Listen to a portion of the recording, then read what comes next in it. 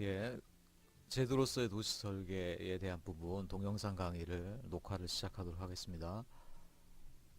이 제도로서의 도시 설계 같은 부분은 우리가 어떤 실무적으로 공간을 직접적으로 설계하는 측면이 아니고 어떻게 하면 법과 정책의 측면에서 도시 공간을 바꾸어 가느냐. 사실 그런 부분들이 좀 더 장기적이고 핵심적인 부분이죠. 그러니까 우리가 어떤 형태의 도시를 가진다는 것은 사실 그런 형태가 나올 수밖에 없는 제도적인 틀이 존재해요. 물론 유명한 설계가 한두 명이 어떤 특별한 뭐 건물과 어떤 랜드마크를 만들었다 그런 측면도 있지만 사실 그런 것들은 도시 전체에서 굉장히 일부에 해당하는 부분이고요. 일반적인 도시성이라는 것은 항상 그 나라의 어떤 제도적인 특성과 관련이 깊습니다. 물론 전통이라든가 문화, 뭐 시민의식도 관련이 되지만 현재 여건에서 봤을 때는 어쨌든 이 제도라는 것이 늘 중요하다. 그래서 우리가 그리고 초기 한 얘기지만 세컨드 오더 디자인이라는 얘기를 했었죠. 세컨드 오더 뭐 기억이 나시나 모르겠지만 세컨드 오더라는 것도 사실 요 제도적인 어떤 설계랑 관련이 돼요. 그러니까 다시 말해서 직접 손을 대서 설계하는 건 아니지만 제도라는 것들이 끊임없이 도시 공간을 자신이 설계하고 있는 거다라고 보시면 돼요. 그래서 그런 것 접근을 우리가 세컨드 오더라고 그랬고 세컨드 오더의 어떤 전체적인 제도 체계나 특별히 우리나라에서의 어떤 세컨드 오더적인 도시 설계 관련 제도 이런 것들을 간단하게 한번 살펴보는 그런 강의 되겠어요.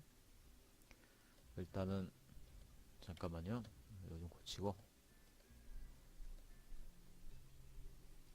그래서 도시설계 의 제도적 구현 방식, 그 다음에 얼번 디자인 택틱이라고 그랬는데, 그러니까 여러 나라에서 쓰이는 도시 설계적인 어떤 측면에서의 프로그램들, 여러 가지 택틱이라고 하면 전략이죠. 그런 전략들이 어떤 것들이, 어떤 유형들이 있는가 그런 것들을 간단하게 좀 살펴보기로 하겠습니다. 그래서 제도로서의 도시 설계의 목표다, 뭐, 뻔하게 좋은 얘기들 잘 나와 있어요.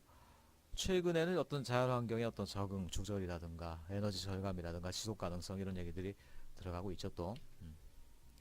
그리고 도시 설계, 제도적인 도시 설계는 또 도시 설계의 대상이나 범위, 또 결과물의 관여 정도, 결과물 형태에 따라서 또 유형을 달리하기도 해요. 어떤 한 지역, 한 블록, 한 단지를 설계한 어떤 단위로서의 설계가, 면적 단위로서 설계가 있는가 하면, 근데 꼭 설계라는 것들이 면적 단위로만 되는 것들이 아니죠. 예를 들어서 신도시 설계다라고 그러면 존재하지 않았던 도시 전체를 새롭게 설계하는 거기 때문에 그런 경우들은 이제 전 도시 전체 설계가 되겠고, 그 다음에 도시의 시스템 설계다. 사실 도시에는 여러 시스템이 중첩되어 있는 형태를 하고 있어요. 뭐 지하철, 자전거 도로, 공원 녹지축, 뭐 에너지 생산 시스템 등등. 그러니까 그런 시스템에 해당하는 부분들을 설계하는 것들도 가능하겠죠. 뭐 자전거 도로 설계라든가 또는 그린웨이 시스템 설계라든가 그런 부분들. 또 우리가 결과물의 관여 정도에 따라서 프로젝트 오리엔티드 얼번 디자인, 구체적인 설계 과정까지 관여하는 것이 있는가 하면은 그러니까 지금은 제도로서 도시 설계만을 얘기하는 거예요. 제도적인 도시 설계 역시도 설계 과정까지 관여하는 측면이 있는가 하면 그것이 아니고 어떤 정책 및 집행까지만 관여된 어떤 그런 제도도 있고 어떤 여러 가지 계열이 있다는 거예요. 그다음에 결과물 형태에 따라서 뭐 선형점적인 거, 선형적인 거, 면적적인 거 등등 이런 것들이 있다 이런 얘기들이 나오고 있어요. 넘어갑시다. 그래서 도시 설계와 관련된 세계 여러 나라들에 쓰는 제도적인 구현 방식, 세컨드 오더적인 접근 방식을 네 가지 유형으로 구분해 볼 수가 있어요. 그래서 첫째는 팔러시. 일단 다 띄워볼까요? 잠깐 재채기 좀 하고요. 재채기가 나오네. 팔러시, 플랜, 가이드라인, 프로그램 이렇게 네 가지를 얘기하고 있는데 플랜 하면 여러분들 뭐 설명 없이도 알겠죠. 계획을 세워놓고 그 계획대로 가도록 유도를 하는 거죠. 특별히 이런 것들은 국가에서 중점을 두는 뭐 신도시 설계라든가 특별한 목적을 가진 계획구역이라든가 이런 형태일 때는 국가가 직접 설계안을 만들고 그리고 그 설계안 대로 집행하는 경우들이 있을 수 있죠. 근데 대부분의 경우에는 어떻게 됩니까? 대부분의 도시의 일상적인 어떤 도시성들은 이 가이드라인을 통해서 설계된다라고 보시면 돼요. 가이드라인. 가이드라인은 내가 걸어가야 되는 길이 화살표, 때로는 펜스, 때로는 블럭, 이런 걸 통해서 내가 가거나 못 가는 길들이 이렇게 미리 지정되어 있다는 것이죠. 그러니까 건축물 자체를 완전히 설계에 가깝게 제시하지는 않지만 건축물이 표현돼야 될 방식 또는 지향돼야 될 방식 이런 것들을 미리 지정함으로써 전체적인 도시성이 어떤 형태를 나타내도록 어떤 경향을 가지도록 만드는 그런 총체적인 방식을 갖다가 이제 가이드라인이라고 그러죠. 이런 가이드라인은 대부분의 법의 내용이에요. 건축법, 뭐 국토계획법, 뭐 서울시나 어디 포항시 어디에 조례 등 등등 그런 것들이 대부분이 가이드라인에 속합니다. 용적률이나 건폐율도 크게 봐서 가이드라인적인 법인 거죠. 용적률이나 건폐율이 사실 건물의 어떤 특정한 형상을 요구하는 건 아니에요. 하지만 대략적으로 봤을 때 그 건물이 용도에 맞게 어느 정도의 규모, 어느 정도의 층고로 올라갈지가 사실 이 안에서 미리 가이드되고 있죠. 그러니까 그런 것들이 이제 가이드라인 형식, 대부분의 법적인 규제가 사실 가이드라인에 해당한다는 것이죠. 자, 그럼 팔러시로 넘어가 보겠습니다. 팔러시 같은 경우는 굉장히 이제 간접적인 규제 방식이 되겠어요. 어떤 정책이라는 건데 정책 목표, 그러니까 그 도시에 나가야 될 어떤 방향성, 예를 들어서 우리 도시 같은 경우는 어떤 전통적인 도시성을 중요시한다. 전통적인 건축 유형을 중요시한다. 어떤 그런 어떤 선언적인 의미를 가진 정책들이 도시들마다 있는 경우가 있거든요. 뭐 우리나라 같은 경우 많지는 않지만. 근데 예를 들어서 이런 것들이 팔러시에 해당되겠어요. 90년대 후반 이후로 굉장히 유행했던 걷고 싶은 거리 만들기 사업. 사실 그 결과를 우리가 이미 보고 있는 거기 때문에 굉장히 이제 그것들이 이제 뭐 평범해 보이지만 사실 그 당시 차량 중심적이던 도시가 지금처럼 보행로가 많아지고 보행 중심 가로가 각 도시마다 굉장히 많아졌죠. 보행 데크라든가 이런 것들이 사실 그때 걷고 싶은 거리 만들기 사업이라는 어떤 국가적이고 지자체적인 사업 이 정책들이 등장하면서 그런 것들을 통해서 사실은 우리나라 도시의 모습이 많이 변했다는 거죠. 물론 그런 정책이 있다는 건 그 정책 자체로만 끝나는 것들이 아니고 그 정책들이 수도 없이 요 세 가지 이렇게 연결이 되니까 이 세 가지 어떤 실무적인 도구를 통해서 도시 가운데 실현이 된다는 의미겠죠. 자, 그리고 프로그램이라고 그런다라고 그러면 이거는 여러분들이 이 가이드라인하고 좀 대조적인 의미로 보시면 될 것 같아요. 가이드라인은 사실은 뭐냐면 이거는 하지 마시오 라는 어떤 그런 네거티브 의미가 좀 강해요. 왜냐면 내가 이쪽으로 자유롭게 가려고 그러는데 펜스가 쳐 있어. 딴 방향으로 가래. 그런 측면이기 때문에 가이드라인은 좀 규제의 측면이 강합니다. 근데 프로그램이라고 부르는 제도는 법적인 규제는 아니에요. 우리가 지켜야 될 의무가 있거나 안 지킨다고 벌금을 내는 건 아닙니다. 하지만 그렇게 하는 경우 그 프로그램을 따르는 경우 굉장히 여러 가지 좋다. 뭐가 좋을까? 뭐 국가의 여러 가지 장려책이 있는 거죠. 뭐 직접적으로 세금을 감면해 준다라든가 행정적인 편의를 도와준다라든가 예를 들어서 걷고 싶은 거리 사업도 사실은 가이드라인 이전에 프로그램 성격이 강했죠. 예를 들어서 신촌의 어떤 거리나 뭐 어떤 포항시 중앙상가에 보행 전용 도로를 만든다. 사실 그것이 국가에서 법규상 어떻게 제시되는 어떤 그런 요건은 아니거든요. 그럼에도 불구하고 상인연합이나 해당되는 어떤 주민들이 그 프로그램에 합의를 하고 합의를 하고 나니까 그 모든 시공이나 설계 비용 이런 것들은 국가 지방자치단체에서 이제 공급을 했고 그 결과로 또 그들이 이제 굉장히 많은 또 그 뒤에 상업 매출 증가나 이런 실제 효과가 있었잖아요. 그러니까 그런 것들이 바로 프로그램의 의미입니다. 그러니까 가이드라인은 이렇게 정해보죠. 가이드라인은 이거는 이제 레귤레이션 규제에 관한 거다. 지켜야 되는 어떤 법규인 거죠. 그리고 프로그램은 주로 인센티브에 대한 거다. 안 지켜도 되지만 지키는 경우 굉장히 좋은 어떤 보너스가 많이 나오는 장려책이라고 그러죠. 규제책, 장려책이라고 보통 우리가 얘기를 할 수 있습니다. 그거의 어떤 또 다른 표현이 되겠죠. 현재는 이제 요거에 대한 이걸로만 도시를 만드는 시대를 넘어서서 이 프로그램에 해당하는 어떤 도시설계 관련 제도가 많이 넘치는 시대가 됐죠. 넘어갑시다. 요 네 가지 측면들 반드시 이해하시면 좋겠고 여러분이 스튜디오에서 어떤 설계 방식을 쓴다. 물론 대부분의 여러분들이 설계하는 방식은 여기에 해당할 거예요. 여러분 마스터 플랜을 짜고 마스터 플랜대로 공간이 돌아간다. 근데 그 스케일이 커질수록 사실 플랜으로 다 돌아가는 것이 아니에요. 예를 들어서 포항시 중심부의 재생계획. 그럼 여러분들이 거기에 한 번에 완결된 마스터 플랜을 딱 그려서 도시를 바꿀 수 있습니까? 그렇지 않죠? 장기적으로 변해가야 되는 부분들 또는 장려책을 통해서 주민들이 자치적으로 이렇게 갖고 가야 되는 부분들이 분명히 있죠. 그러니까 그런 경우 플랜 내부에 어떤 가이드레인 또 내지 프로그램들이 포함이 되는 형태로 나와야 되는 거예요. 그러니까 특별히 큰 도시 스케일일수록 요 세 가지가 한꺼번에 종합적으로 표현돼야 되는 그런 그런 형태의 계획안들이 나온다. 마스터 플랜만으로 다 해결되는 건 아니다. 이렇게 말씀드리고 싶네요. 뒤에 그래서 이 특별히 가이드라인과 프로그램 같은 경우를 얼번 디자인에서 주로 활용하는 작전들이다라는 의미에서 UD 택틱스라고 표현을 해봤습니다. 자, 그러면 그 다음으로는 가이드라인들에 대해서는 어떤 것들이 있느냐. 사실 세계, 특별히 지금 미국이나 일본 위주로 이 가이드라인들이 그동안 많이 개발되고 연구가 되고 실제로 쓰여왔잖아요. 그렇기 때문에 이 가이드라인에 대해서는 여러 가지 유형들이 있는데 그 중에 대표적인 것들, 그런 것, 특별히 좀 미국, 특별히 뉴욕 같은 대도시 적용된 가이드라인들 어떤 대표적인 유형들 이런 것들을 한 10가지, 열 몇 가지 정도 소개를 하고 넘어가도록 하겠습니다. 보통 우리가 생각하는 조닝 제도 같은 경우는 이런 유니폼 컨트롤이에요. 유니폼 컨트롤은 어떤 용도, 유스죠, 유스? 어떤 땅덩어리에다가 A라는 유스를 딱 정하는 거예요. 뭐 상업이면 상업, 주거면 주거.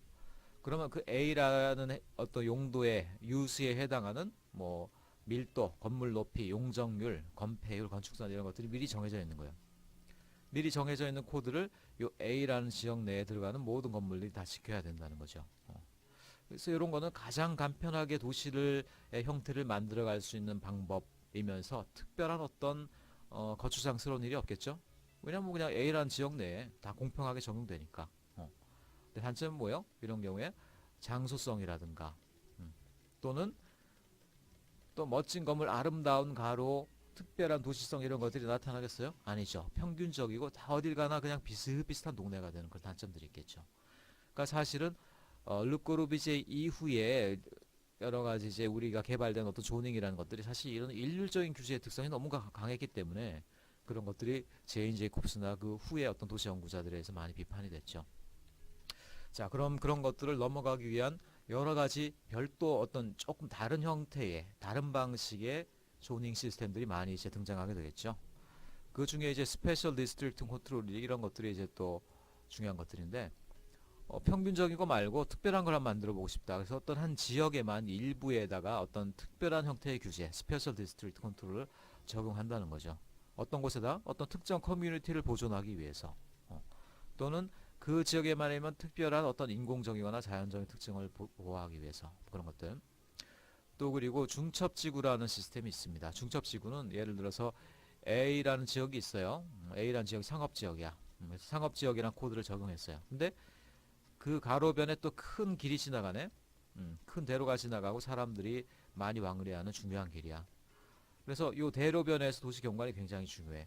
그렇게 되면 어떻게 됩니까? 이 대로변에는 있는 건물들은 좀 더 특별한 어떤 미관적인 접근이 필요하겠죠. 평범하게 설계하지 말고 좀 더 건축물의 특성, 전면 공간의 어떤 여러 디테일이라든가 색채 이런 것들에 대해서 조금 더 신경을 쓰고 싶을 때가 있겠죠. 그런 경우 이제 미관지구라는 제도를 적용을 해요. 미관지구 자체는 그 용도에 대한 건 아닙니다. 그 건물의 어떤 퀄러티에 대한 것들이 되겠죠. 퀄러티, 질적인 측면.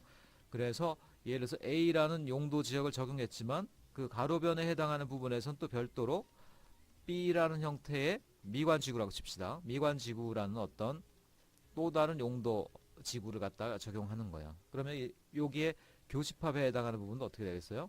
상업지역이면서 간선 가로변에 어떤 미관을 중시하는 건물로 설계해야 되는 그런 특별한 어떤 지역이 돼서 간선 가로변의 도시 경관을 좀 더 향상시킬 수가 있겠죠. 넘어갑시다.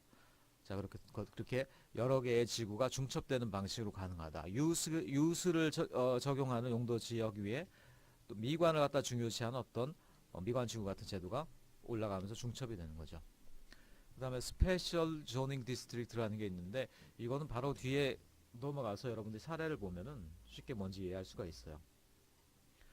뉴욕에 가보면 뉴욕의 굉장히 큰 장점이 뭡니까? 뉴욕에는 블록 하나하나마다 굉장히 특징적인 그 블록에만 세계에 어디 가도 없고 그 블록에만 있는 특별한 장소성이 있어요. 뭐 브로드웨이는 말할 것도 없고 여긴 몇 개 많이 안 나타나는데 뭐 링컨 광장 예술 문화죠. 그다음에 5번가 하면은 무슨 티파니 보석 상점을 비롯해서 상점가가 쭉 연속적으로 있는 그러면서 튀지 않고 서로 상점가가 쫙 이렇게 몰려 있는 어떤 그런 상업가로. 또 우리 어디 있습니까? 소지구라는 데도 있고 리틀 이탈리라는 데도 있고 뭐 차이나타운도 있고 블록 하나하나마다 심지어는 막 거의 문화 다문화적인 어떤 특성을 가질 정도로 특별한 어떤 공간이 존재하죠. 자, 이런 것들은 미국의 어떤 특별히 뉴욕 맨하탄 지역에 지정된 스페셜 조닝 디스트릭트의 영향이에요. 특별한 구역을 놓고 그 구역에다가는 특별한 장소성을 발휘하기 위해서 그 지역 그곳에만 적용되는 특별한 조닝 코드를 발동을 시키는 거죠. 자, 뉴욕이 대표적인 그런 사례들이 되겠고요. 그리고 여러 가지 또 별도의 도구들 나옵니다. 랜드마크의 보호와 역사지구, 특별히 역사적인 랜드마크가 되는 중요한 것들 있잖아요. 우리나라 같으면 남대문, 미국에도 뭐 여러 가지 있겠죠. 역사는 오래지 않지만 그런 지구 그런 것들이 하나 있으면 그 랜드마크가 중심성을 가지는 그 경관을 보존하기 위해서 특별한 코드를 그 주변 건물에 적용을 해야 된다는 거예요. 우리나라 남대문 같은 경우는 사실 그 주변을 보면 남대문이 뭐 보이지도 않죠. 여러 건물, 대기업 건물, 본사 건물들에 가려가지고 아주 초라한 여건인데, 자, 그런 것들을 막기 위해서 랜드마크를 보호하는 어떤 그런 특별한 역사지구가 필요하다. 영향지역 지구제 같은 경우는 특별히 우리가 환경과 관련해서 생각할 수가 있는데요. 어떤 건물이나 어떤 시설이 들어선다. 그러면은 그 용도가 중요한 게 아니고 그 용도에서 나오는 배기물질, 폐기물, 오염, 뭐 배기가스 이런 것들의 어떤 영향이 중요하겠죠. 그래서 용도에다 예를 들어서 어떤 용도가 들어가더라도 그 용도에서 나오는 뭐 배기가스나 오염물질의 양이 몇 ppm을 초과하면 안 된다라든가 어떤 그런 규정을 달 수 있죠. 그런 경우에는 용도에 대한 것들이 아니라 그것들이 미치는 영향에 대한 지역 지구제가 되기 때문에 임팩트 조닝이라고 얘기를 해요. 자, 그와 비슷한 개념으로 성능 지역 지구제라는 게 있습니다. 퍼포먼스 컨트롤. 퍼포먼스라고 그러면 여러 가지 뜻이 있지만 어떤 특별한 어떤 시설의 어떤 성능을 얘기도 하기도 해요. 성능. 그러니까 이거는 그 지역에 들어가는 그 시설의 성능을 기준으로 허용 가능한 용도를 정해주겠다 이런 얘기를 하는데 뭐 여러 가지가 다 포함되고 사실 이 두 가지가 겹쳐진 얘기도 하지만 뭐 이런 것들이 그런 사례가 되겠어요. 최근에 우리나라의 어떤 주상복합 건물들이 있죠. 근데 주상복합 건물들을 하면은 사실 아파트가 더 돈이 되니까 상업시설을 최소한으로 하고 아파트만 올리려는 경향이 있었어요. 그러면 사실 주상복합이라는 게 의미가 없죠. 그래서 어떤 경우가 있었냐면 상업 용도를 갖다가 전체 건물의 용적률의 퍼센트에 비례해서 아파트를 층수를 높일 수 있도록, 그러니까 상업 지역을 많이 넣을수록 아파트의 용적률도 원래 주어진 만큼 충분히 쓸 수 있도록 그렇게 연동하는 제도를 마련했어요. 그것도 일종의 퍼포먼스 조닝이 되겠죠. 상업이라는 본래의 그 건물의 퍼포먼스를 충분히 활용한다라고 그러면 그거에 맞게 내가 용적률을 정부가 지정해 주겠다 이런 얘기이기 때문에 그런 형태의 제도를 퍼포먼스 컨트롤이라고 해요. 그러니까 유니폼한 제도들하고 유니폼 컨트롤하고는 사뭇 다른 제도들이 되겠죠. 그다음에 뭐 설계자 설계안의 선정 영향, 이거 뒤에 이제 특별 건축 구역이라든가 이런 거랑 통합해서 한번 설명을 해드리겠습니다. 그리고 모든 조닝들이 사실은 그게 기계적으로만 적용되는 게 아니고 전문가들의 어떤 직접적인 리뷰에 의해서 최종적으로 그 성능이나 여러 가지 용도들을 결정하는 측면들이 있는데 그 대표적으로 우리나라는 이제 도시계획심의위원회, 건축시험위원회, 그리고 특별히 뭐 2,000제곱미터 이상의 큰 뭐 판매 시설이라든가 큰 어떤 건축물에 대해서는 도시계획과 건축심의위원회가 공동으로 하는 공동위원회 이런 어떤 제도들이 있어서 특별히 영향이 큰 건물들은 조닝과 관련 없이 별도로 또 이렇게 심의위원회에 의한 심의를 받는 제도들이 활성화되어 있습니다. 그 다음에 장려지역 지구제 이런 것들이 아까 말한 프로그램, 인센티브란 말이 나오는데요. 인센티브에 해당하는 제도들이 되겠는데 대표적인 어떤 밑에 우리나라에 적용하는 산식을 써놓고 있어요. 예를 들어서 내가 어떤 건물이나 단지를 만드는데 이제 보행로가 있어요. 보행로변에 크게 어떤 공원 녹지를 하나 조성해서 어떻게 돼요? 보행자들이 마음 놓고 이용할 수 있도록 만들었다. 그렇다라 그러면 여기 짓는 건물들은 이 공공용지로 제공한 면적에 비례해서 나름 또 보너스를 받을 수 있도록 정부나 공공기관이 인센티브를 만들어 놓다는 얘기죠. 예를 들어서 내가 전체 내 면적이 100%였는데 100% 중에 10% 정도를 공공용지로 내놓았다. 그러면은 제공전 대지 면적은 100이죠. 공공시설 제공 면적은 110이죠. 그러니까 0.1이 되겠네. 0.1. 0.1이 어디로 들어가요? 슉 해서 여기 이제 A로 들어가서 0.1을 넣어. 그러면은 여기 또 0.1 넣고 그러면 뭐 0.9분의 얼마야 이거? 1.03? 1.03이 되겠죠. 얼마 아닌 것 같지만 그래도 이거 해보면은 요거 해보면 그래도 거의 1.1, 한 10% 정도 가깝게 건물의 어떤 용적률이 늘어나는 게 되죠. 근데 10%가 어딥니까, 여러분들? 10%면은 시내에 고가 건물 같은 경우 한 층이 늘어나면 한 층의 어떤 임대료가 벌써 수십억이 될 수도 있어요. 1년에. 그러니까 또 아파트면 그 자체가 또 수십억짜리 건물 네 채가 될 수도 있고, 그러니까 굉장한 인센티브가 될 수 있는 것들이죠. 그래서 그런 공원뿐 아니라 뭐 미국 같은 뉴욕 같은 게 특별히 아케이드는 이렇게 건물 1층부를 깎아서 보행자가 건물의 일부로 들어와서 보행로를 이용할 수 있도록, 그리고 여기는 상점이 들어가고 뭐 이런 것들, 또는 연결 건물들이 옆 건물과 이렇게 오버브리지로 연결돼서 역시 이런 것들이 공공이 통행하는 어떤 통로, 이제 공중 보행로가 될 수 있도록 하는 거라든가, 또는 상층부에 조망대를 둬가지고 그것들을 이제 일종의 랜드마크 또는 관광지를 할 수 있게 하는 거라든가. 근데 우리나라는 이런 것들은 좀 잘 없어요. 이런 어떤 건물들이 오밀조밀하게 연결되는 측면, 어떤 이런 것들은 건축주들이 잘 하고 싶어 하지 않고요. 그러니까 서로 다른 건물들 간에 오버브리지로 연결된 거 본 적 없죠. 남의 건물하고 우리 건물을 왜 연결시키냐, 이런 개념이에요. 근데 홍콩 같은 데 가면은, 시내 나가면은 서로 다른 건물들인데도 불구하고 2, 3층 레벨에서 또 굉장히 오밀조밀하게 연결 통로들이 연결되어 있는 걸 볼 수 있는데, 그런 것들이 아직 우리나라에서 좀 활성화되지 못했죠. 우리나라는 주로 공지를 내놔라, 공지를 내는 보너스를 준다, 이런 것들이 많이 발달해 있다는 얘기예요.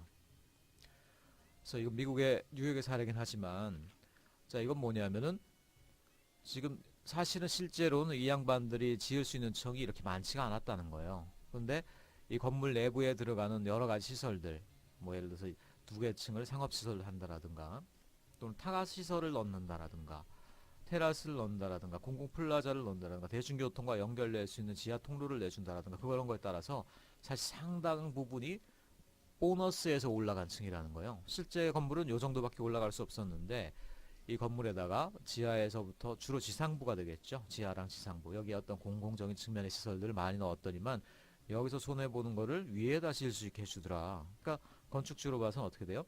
크게 손해볼 거 없죠. 시로 봐서는 어떻게 됩니까? 자기들이 공급해야 되는 어떤 공공시설들, 도시성을 높일 수 있는 시설들을 지하랑 지상층에다 많이 넣을 수 있으니까 공공정보로도 좋고, 이런 것들이 주로 장려 지역 지구제를 통해서 이루는 바들이 되겠어요. 자, 또 뭐 아직 우리나라에서 실현된 바는 없지만 개발권 의향이라는 것도 있습니다. 우리나라에서 실현해보자 이렇게 여러 가지 연구는 되고 있지만 아직까지는 이제 말에 불과한데, 예를 들어서 지금 이거는 이제 미국에 있는 뭐 링컨 메모리얼이라 이런 것처럼 기념비적인 건물로 보이죠, 아마도. 자, 그런데 링컨 메모리얼이라 있는 데 주변에 내가 건물 하나 세우려고 그래. 원래 법적으로 허용된 용적률이 이만큼이에요. 근데 문제는 뭐냐, 링컨 메모리얼보다 큰 건물이 주변에 들어서니까 링컨 대통령이 화가 나더라는 거죠. 역사적으로 좋지 않죠. 어떻게 되냐, 되도록 링컨 메모리얼보다 낮게 건물을 규제하고 싶다. 근데 규제를 하는 건 민주주의 사회에서 옳지가 않는 경우들이 많이 있잖아요. 또 개인의 어떤 표현의 자유니까. 그런 경우 사실 링컨 메모리얼을 어떤 규제를 정하고 그거보다 넘어가는 요 층수 같은 경우에는, 이거는 그냥 규제를 하는 게 아니라 다른 지역에서 쓸 수 있도록 이양을 해준다는 거예요. 그러니까 해당 건축주가 이 링컨 센터, 링컨 메모리얼과 관계없는 다른 지역에서 건물을 건축한다라고 그러면 그 B만큼의 용적을 다른 데 쓸 수가 있는 거죠. 또는 이만큼의 용적을 또 일종의 어떤 채권이 아니라 증권, 유가증권 형태로 팔 수가 있어. 나의 개발권 해서. 그래서 용적률 몇 프로당 뭐 얼마 이런 식으로.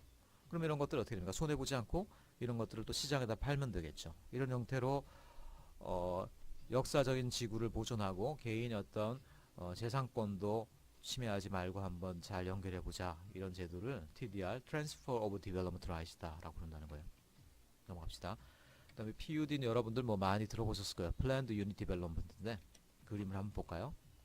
자, 이런 땅이 있어요. 지형적으로 봤을 때 가운데 굉장히 좀 지형이 높고 이런 데 평탄하고, 그런데 이 땅을 갖다가 그냥 건축주들에게 팔면 어떻게 됩니까?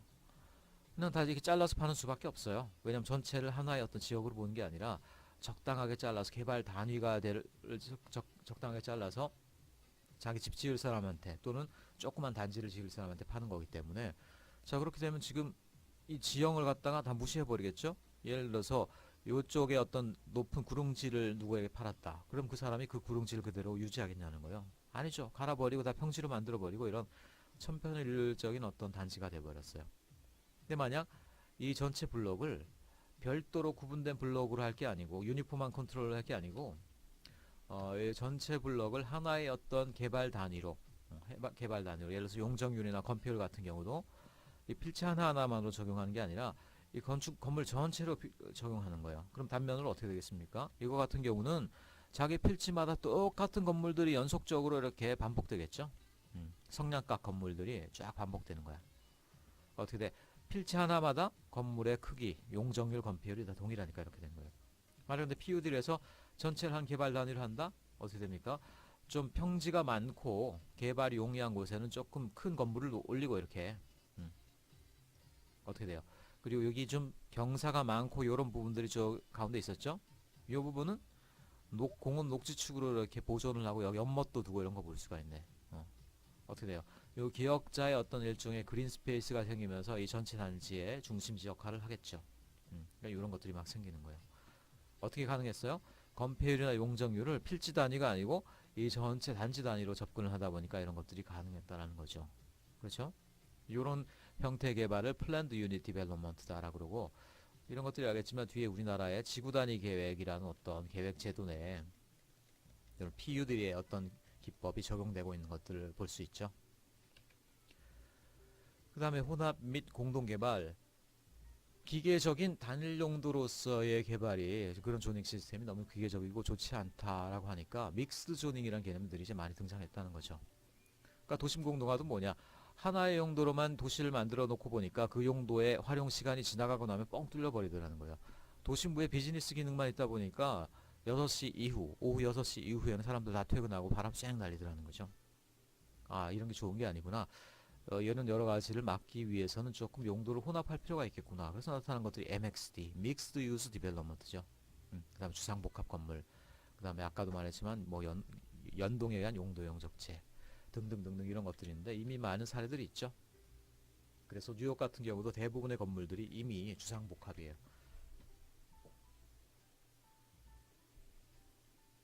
그러니까 사람들이 주로 접근이 가능한 이런 지상과 지하부는 보통 상업기능, 중층부는 보통 이제 오피스텔, 그리고 중층에서 또 상층부는 또 호텔 기능을 넣기도 하죠. 그 다음에 최상층부는 딱 보기에도 어떻습니까? 이런 어떤 테라스가 있으면서 왠지 이런 데는 고급 주택일 것 같죠. 그러니까 펜트하우스라고 그러면 우리가 고급 주택을 보통 얘기하잖아요. 펜트하우스요. 음, 이상한 잡지 생각을 하시면 안 돼요. 펜트하우스라는 게 그래서 이 주상복합 건물 상층부에 있는 고급 아파트를 얘기하는 거예요. 그러니까 주거 기능이죠, 일종의. 그러니까 용도가 한 건물 내에도 이렇게 쫙 섞여 있는 거죠. 그런 것들을 우리가 혼합 및 공동개발 기법이다 이렇게 얘기를 하죠. 요거는 어딥니까? 포츠담에 있는 소니 센터의 그림이 되겠는데 이거는 뭐 상가라고 해야 될까요? 호텔이라고 해야 될까요? 비즈니스 오피스라고 해야 될까요? 아파트먼트라고 해야 될까요? 다 섞여 있어 이 센터 안에. 이걸로 포츠담에 죽어가던 어떤 지역을 이제 재활성화하는 성공했다 이런 얘기가 나오고 있죠. 아, 그러고 보니까 어느 순간 프로그램으로 넘어왔는데 내가 까먹었어요. 왜 이러냐?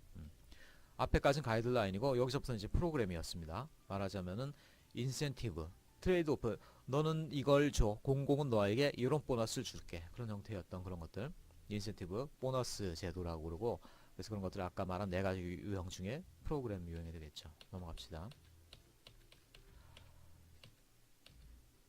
그 다음에 뭐 여러 가지 프로그램 아예 그냥 직접적으로 건축주가 도시를 위해서 이런저런 걸 하면 아예 그냥 직접적으로 세금을 깎아버리는 경우도 있고 또는 경관 및 건물 전면의 지역권 설정이다라고 그러는데 이건 특별히 파리나 어떤 유서 깊은 역사 도시에 이런 경우들이 많아요.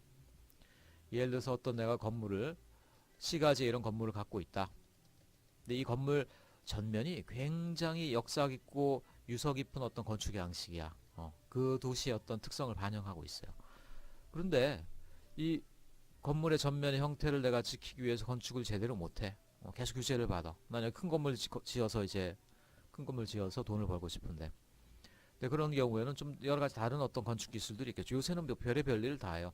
건물의 전면만 남겨놓고 후면부를 뜯어 고칠 수도 있고요. 또는 심지어는 역사가 깊은 건물을 갖다 해체해서 다른 지역으로 옮기기도 하고 뭐 그런데 별리 뭐 그런 것들이 안 되겠어요. 그러니까 이런 경우는 옆에서 볼 때 건축물의 그 유서비 깊은 전면부 있죠. 이런 것들은 그대로 놔두고 그 후면부만 헐어서 예를 들어 그 위에다가 다른 어떤 건축물을 건축하는 식으로 건물의 파사드를 시키는 그 뭐 그런 좀 극단적으로 그런 경우도 있고요. 아니면은 역사적인 건물이나 이런 것들에 대해서는 정부가 보존하고 싶으면 거기다 어떤 지역권을 설정한다는 거예요. 그러니까 함부로 뜯어 고치지 못하게 하는 거죠. 그래서 건물 전면부나 아니면 경관 전체를 지역권 설정 대상으로 하기도 하는 거예요. 그러니까 파리 같은 경우 100년, 200년 건물들이 아직 도심부에 쭉 남아 있는 거죠. 물론 이렇게 하는 경우 거기에 따른 어떤 재정적인 지원들이 또 부가적으로 있어야 되는 거죠. 우리나라도 물론 한옥 밀집 지역이나 이런 데는 이런 여기와 이제 유사한 제도들이 있는 걸로 알고 있습니다. 또 세금 증가분 제정, 이건 조금 이제 도시 금융과 관련된 얘기가 될 텐데 뭐 크게 어려운 개념은 아니에요. 어떤 도시에 어떤 신시가지를 짓는다. 신시가지를 지으면 보통은 거기에 많은 사람들이 새롭게 이제 건물과 필지를 분양받아서 들어오겠죠.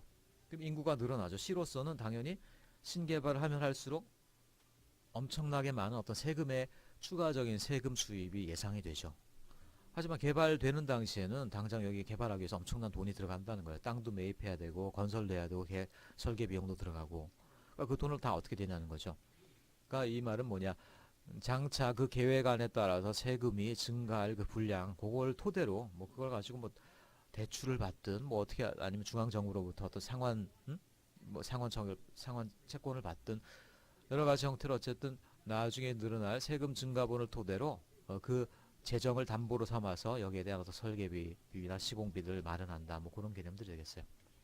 토지의 평가절하, 이게 왜 프로그램일까? 왜 내 토지의 어떤 토지의 가격을 평가절하해줘?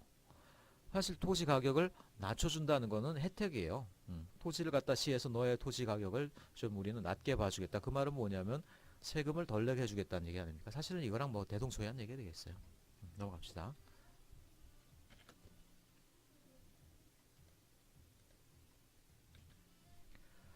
그 다음에 너네들이 건물들을 우리 정책에 따라서 이러이러한 건물들, 이러이러한 기능들, 이러이러한 디자인으로 넣어줘. 그러면은 그 대신 우리는 공공기반시설을 넣어줄게. 뭐 공원을 지어준다라든가 앞에 어떤 분수를 놔준다라든가 뭐 여러 가지가 있겠죠. 그런 형태로 이제 장려대책을 펼치기도 하고요. 사업 구성 요소의 일부 중요한 부분들 또는 뭐 예를 들어서 어떤 대규모 오피스 비즈니스 타운을 건설하고 싶어. 근데 사람들이 그 땅에 개발을 하려고 안 그래. 그럼 어떻게 됩니까? 미끼를 던져야 되겠죠? 그래, 그렇다면 우리가 주차 건물을 중심부에 크게 하나 주어질 테니까 너네들 그 부담 없이 건설만 해. 뭐 이런 경우들. 전체 프로젝트에 해당하는 일부를 정부가 직접 공급함으로써 그 사업을 갖다 좀 더 원활하게 이끄는 거죠. 행정적인 지원은 뭐 말할 것도 없죠. 너네들 허가만 내. 그럼 우리가 일사천리로 그 행정 절차를 지원해 줄게. 등등 있고 또 이런 것도 있어요. 공공미술품 설치의 지원, 시빅 아트라고 그러는데 여러분 보시면 알겠지만 큰 대기업 본사 큰 건물 보면 앞에 뭐 말도 안 되는 조각품 같은 거 하나 이렇게 보통 설치가 되어 있는 거 봐요. 이렇게. 왜 이런 게 돌아다니까? 요거는 이분들이 예술을 사랑해서라기보다 사실 뭐냐면 우리나라 법에도 건설 비용의 1%에 해당하는 부분을 공공미술 작품에 써야 한다. 이런 규정 등이 있어요. 그러니까 대단하죠. 1%. 뭐 100억 원짜리 건물이면 1억이란 얘기예요. 한때 이게 문제가 많았습니다. 공공미술 작품 이런 것들이 어떤 유명한 예술가를 통해서 하는 게 아니고 브로커가 존재해서요. 1억을 예를 들어서 받으면 뭐 어디 싸구려 예술가를 도모해가지고 한 1,000만 원만 주고 자기들이 예를 들어 중간에 9천만 원을 가르친다든가 이렇게 해서 말도 안 되는 엉터리 작품이 들어서게 하고 뭐 이런 브로커가 존재하고 뭐 고발되고 이런 일들이 한동안 있었습니다. 요새는 어떤지 모르겠어요. 자, 어쨌든 그런 것들을 공공미술품을 설치를 지원하게 함으로써 도시의 어떤 공공적인 예술적 분위기 그런 걸 높이고 뭐 그런 경우들이 되겠죠. 넘어갑시다. 자, 그래서 그동안 가이드라인, 아이고, 죄송합니다. 가이드라인과 프로그램의 여러 가지 사례들을 들었는데, 어쨌든 전체적인 가이드라인과 프로그램들의 어떤 집합을 또 세 개의 유형으로 구분할 수 있어요. 그러니까 보통 나라마다 다른 어떤 유형을 쓰고 있는데, 사실 우리나라가 쓰고 있는 그동안의 유형은 이 조닝 유형이었죠. 조닝. 기계적인 조닝. 미리 용도를 정해놓고 그 용도에 해당하는 대략적인 가이드라인만 적용한 후 그걸 도시 곳곳에다 막 박아 넣는 거예요. 일종의 어떤 기계적으로 도시를 조닝이라는 부품을 결합해서 만드는 그런 형태가 되겠죠. 근데 유럽은 좀 다르다고 그랬어요. 유럽은 아까 말한 네 가지 유형 중에 플랜의 힘이 강해요. 아까 얘기 나왔죠? 뭐가 있었어요? policy, plan, guideline, program 네 가지였는데 독일은 가이드라인보다는 플랜의 힘이 강한 거죠. 얘네들은 가이드라인의 힘이 강하고 독일은 지역마다 선계획 후계발 체계다라고 그랬는데 어떤 지역마다 독특한 어떤 계획을 미리 공공정보 작성을 해 놓습니다. 심지어 그런 것들이 건축물의 건축계획 부분까지 다 건드려요. 그런 다음에 민간인의 건축은 그 계획에 맞는 경우에만 가능하다는 거죠. 어떻게 보면 처음부터 건축주의 건축 자유가 상당히 제한된 채로 시작되는 제도가 되겠죠. 그래서 이런 것들이 독일의 어떤 상세계획형 제도라고 합니다. 우리나라하고 굉장히 차이가 큰 제도죠. 우리나라 어떻게 돼요? 미리 부과된 조닝이 있고 그 조닝에 있는 가이드라인, 뭐 법규가 있어요. 법규를 지킨다 그러면 어떻게 돼요? 지키는 순간 자동적으로 건축이 허가가 되는 거예요, 원래는. 그래서 이런 것들이 지역지구제인데 미국처럼 좀 국토가 크고요. 국토가 크고 광활한 지역을 빨리빨리 개발해야 되는 이런 지역에서 당연히 필요한 제도가 되겠고 상세계획형 같은 경우는 당연히 유럽처럼 비교적 인구가 많고 토지가 많지 않고 이미 전통적인 도시성이 막 잘 발달되어 있을 때 그런 것들을 잘 보존하는 것들이 중요할 때 그런 경우에는 미리 계획을 세워야 되겠죠. 그러니까 우리나라 같은 경우 사실 우리나라 국토 규모나 전통이나 이런 걸 봤을 때 사실 이쪽을 따라갔어야 되는데 그러지 않고 사실은 이쪽을 따라갔기 때문에 큰 문제가 됐다는 거죠. 그래서 문제는 뭡니까? 어느 도시를 가도 다 똑같아. 그리고 이제 우리의 어떤 전통적인 건축 양식 남아 있습니까? 아니죠. 어디 박물관처럼 몇 군데 남아 있을 뿐이죠. 도시성 뭐 어디 다른 나라랑 다를 거 있어요? 별거 없죠. 그러니까 최근에 어떤 지역 지구형에서 이제 탈피해서 상세계획형으로 가기 위해서 부단히 노력을 하고 있는데 그래서 나온 제도가 이제 최근에 어떤 지구 단위 계획이라는 제도가 되겠죠. 그리고 선계획 후계발책이라든가 그런 것들이 이건 뭐 우리 수업에서 다룰 범위는 아니고 건축 및 도시계획법규에서 다룰 얘기지만 어쨌든 여기서 여기로 법규를 바꾸기 위해서 이렇게 많은 노력을 기울이고 있다. 계획 허가형은 또 다른 어떤 측면인데 이건 영국에서 주로 많이 발달된 체계예요. 여기에서는 좀 더 일단은 형식 자체는 좀 상세한 존인 것 같습니다. 그러니까 지역지구 제형이랑 형식 자체는 비슷해요. 그 대신 이거보다 좀 더 상세하게 용도 등급을 쫙 구분해 놓습니다. 예를 들어서 우리나라 같은 경우는 어떻게 되면 상업지역 구분 4개밖에 없죠. 중심, 일반, 근린, 유통 이렇게 4개밖에 없어요. 근데 계획 허가형으로 가면 용도 등급이 예를 들어 C1에서 뭐 C9 이런 식으로 굉장히 더 상세하게 돼 있고 어떻습니까? 계획 허가를 받으려면 그 용도에 맞는 코드 자체를 지킨다고 하더라도 좀 더 상세한 전문가에 의한 리뷰가 기다리고 있어. 심의가 기다리고 있다는 거죠. 자, 그런 형태로 케이스 바이 케이스로 판단하고자 하는 것들이 계획 허가형이다. 뭐 상세하게 설명하기엔 시간이 부족하니까 일단 넘어가도록 합시다. 일단 우리나라는 이쪽으로 발달돼 왔다. 근데 이쪽으로 넘어가기 위해서 애를 쓰고 있다. 하지만 여러 가지 아직은 갈 길이 멀다. 이런 정도로만 정리를 해보죠. 그래서 그럼 현재 가이드라인에서 남아있는 가이드라인은 결국 공간에 영향을 말이나 문장으로 되어 있는 법규가 실제 공간의 형상에 영향을 줘야 되는 것들이 결국 도시설계 가이드라인 아니겠어요? 그래서 영향을 주기 위해서 결국 뭐 대지 면적을 최소 한도를 정한다라든가 또는 건물이 도로랑 접하는 방식 또는 전면 도로랑 접하는 구간 길이를 정한다라든가 당연히 그리고 조닝에도 나오는 거지만 용도를 미리 규제한다라든가 이런 것들 당연히 포함되고요. 또 어떻게 되냐? 예를 들어서 건축물의 어떤 형상을 말로써 디자인하기 위해서 어떻게 됩니까? 건물과 건물이 아닌 곳의 비율, 공지율 그런 것들을 또 규정할 수 있다는 얘기죠. 또는 적정한 공지 면적을 지정한다라든가 공지가 어떤 부분에 들어가야 될지 그 로케이션을 정한다라든가 등등등등 또는 뭐 전면에 넣어야 되냐 측면에 넣어야 되냐 후면에 넣어야 되냐 이런 것들을 사실 일단 대지 관련해서 가이드라인이 정해주는 그래서 이걸 통해서 어떤 일종의 어떤 도시 형상을 만들어주는 그런 여러 가지 제도들이라는 거죠. 예를 들어서 그럼 대신에 공지가 어떤 의미가 있느냐 이런 그림 한번 볼까요? 이 그림 우리나라 어떤 신시가 중에 한 부분인데 멀리 이제 산악 녹지가 있는 거기 녹지에서부터 이게 녹도 그린웨이를 쭉 만들고 싶어. 근데 주거지역 사이에는 그냥 설계해서 만들면 되는데 그것들이 상업지역 비즈니스 에리어를 지나간다? 어떻게 됩니까? 건물들 사이를 스카이스크래퍼 사이를 이렇게 좁은 데를 지나가면 너무 그런 것들이 압박감이 심해지겠죠. 어떻게 돼요? 그럼 그 그린웨이 주변에 이런 공지들이 많이 분포해 있으면 좋겠죠. 어떻게 해요? 그럼 요런 어떤 건물들 같은 경우 위에서 보는 경우에는 자, 그린웨이가 지나가는 부분 주변에는 공지를 갖다가 미리 지정을 해줘요. 공지율이 20%인데 그걸 갖다가 그린웨이 옆에 측면 부분에다 공지를 놓게 해라, 이런 가이드라인을 적용해 주는 거죠. 그럼 어떻게 됩니까? 여기 세워진 건물들은 이런 식으로 세워지면서 여기는 공지를 두게 되죠. 그럼 어떻게 돼요? 그린웨이를 지나가는 사람이 이 공지를 또 이용하면서 한층 풍성한 어떤 외부 공간을 누릴 수 있겠죠. 자, 이런 방식으로 대신에 공지를 조성에 영향을 주는 방법이 있다. 그러면 그 다음에 건축물을 직접 건드리는 방법으로 들어가면, 공지가 아닌 건축물의 형상을 건드리는 방법으로 가면 당연히 뭐 건폐율 용적률 여러분 아시겠죠. 그 다음에 건축 면적을 갖다 조정하는 방법도 있고요. 최정률이라고 해서, 최정률은 건물의 전체 덩어리를 얘기해요. 볼륨, 전체 볼륨을 갖다가 규제하는 방법도 있고, 또 건축물의 높이를 갖다 규제하기 위해서 사선 제한, 일조 제한, 또 후퇴선, 높이, 층수 이런 것들을 규제함으로써 그 지역에 맞는 건물의 형상이 나타나도록 여러 가지 배려를 한다는 거예요. 예를 들어 사선 제한이라는 건 여러분 이미 아시겠지만 이런 것들이죠. 예전에는 그래서 어떤 세선 제한이 있었냐? 자, 도로가 있으면 도로에 사람들이 왔다 갔다 하는데 최소한의 어떤 개방감은 누려야 될 거 아니냐. 개방감이라는 건 사실 태양, 그 다음에 하늘 또는 공기 순환에 대한 개방감이 되겠죠. 그렇기 때문에 예전에는 보통 이런 사선 제한, 도로, 이거는 도로 사선 제한이라고 그러는데, 도로의 반대편에서부터 그쪽 반대편 건물로 이렇게 1.5대 1의 사선을 날려요.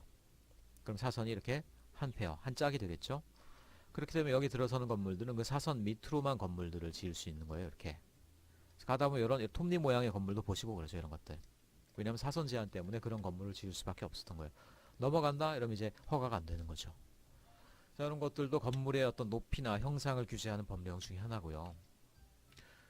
또 알겠지만 이게 옛날 법령에서 조금 고쳐졌는데, 또 알겠지만 예를 들어서 건축물이 여기 지어지는데 이쪽이 남쪽이야. 그리고 이쪽이 북쪽이야. 단면도입니다. 그러니까 여기 필지 경계야. 어떻게 돼요? 남쪽에 들어서 햇볕이 들어서는데, 햇볕이 이렇게 쬐 있는데, 이런 것들이 남쪽에 건축된 건물이 후면에 있는 건축물의 어떤 일조를 막아서게 되죠. 그거를 최소한으로 예방하기 위해서 어떻게 하면 됩니까? 사실 건물 전체를 낮추는 것보다 이 뒤통수가 중요해요. 건물의 뒤통수.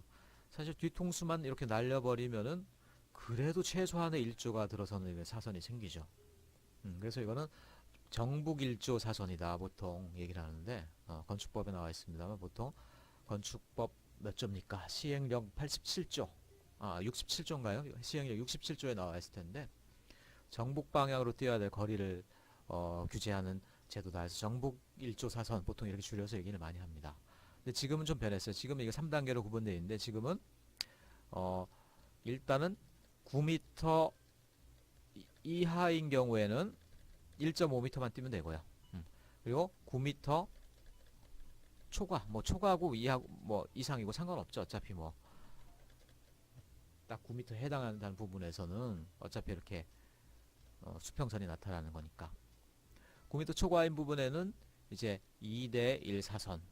그래서 뭐 지금은 이제 이런 식으로 규제가 되고 있다는 거죠. 이런 식으로. 조금 단순화했어요. 3단계가 되던 걸 이렇게 2단계로 단순화하고 여기까지 9m 뭐 이런 식으로 이제 됐다. 이런 정도만 알아두시기 바랍니다. 그 다음에 이제 배치라는 거는 건축물과 건축물이 아닌 공간, 주로 가로가 되겠죠. 가로와의 관계를 또 여러 가지 바꿀 수 있는 여러 규제 방식들이 있어요. 그걸 이제 배치에 대한 것들이라고 그러는데, 뭐 건축 한계선, 건축 지정선, 벽면선, 벽면 지정선 여러 가지 것들이 나와 있죠. 또는 건축물의 뭐 전면폭. 사실 상가 같은 경우는 건축물의 전면폭이 하나가 너무 크면요, 자잘한 상점 가운데 갑자기 큰 상점 하나가 퍽 들어서는 거 아니에요. 그런 것도 사실 분위기를 깨거든요. 자잘한 상가가 연속적으로 쭉 늘어서 있게 하려면 사실 건축물 하나의 전면폭을 또 줄이는 것들이 좋은 방법일 수 있습니다. 뭐 그런 경우라든가, 그래서 전면폭을 갖다가 조정하는 경우라든가, 또는 건물의 어떤 전체적인 방향, 남향이나 동향이냐 이런 것들. 동쪽으로 가로가 쭉 면해 있는데 갑자기 건물이 남향으로 들어서서 사람들이 볼 땐 옆면, 측벽이 나와 있다. 그러면 이제 그것도 역시 상가의 분위기를 깨뜨리는 거 아니겠습니까? 그런 경우 이런 것들을 통해서 건물의 어떤 향을 조정할 수도 있고요.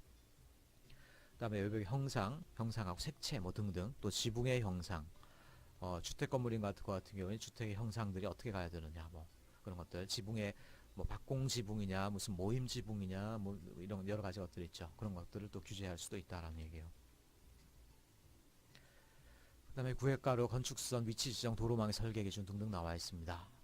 그 외에도 그냥 포괄적으로 딱 규정이 딱딱 나와 있는 건 아니지만 어쨌든 도시 설계 제도에 보면은 채광이나 일조, 통풍, 프라이버시, 소음 방제 이런 등등에 대한 규제들이 더 추가가 될 수 있다. 특별히 이런 것들은 사실 지역 조례에 지금은 많이 들어가 있죠.